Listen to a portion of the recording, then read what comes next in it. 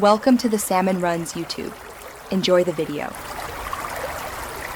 You start by making network and software decisions. Make sure your HomePod Mini and the TV or Apple TV are on the same Wi-Fi and fully updated. Next, open the Home app and assign the HomePod to a room and give it a clear name so you can find it quickly.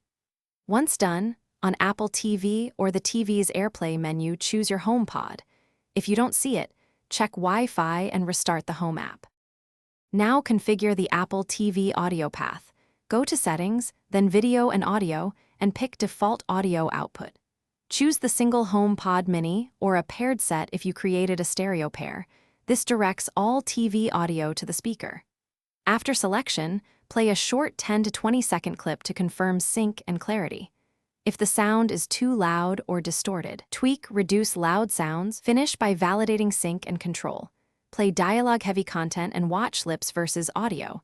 If timing is off, use Apple TV audio delay settings to nudge sync.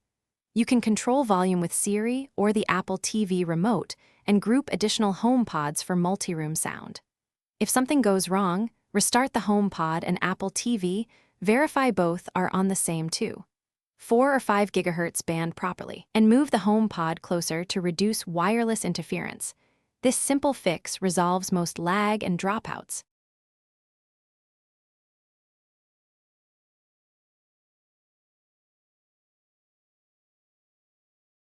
Thanks for watching.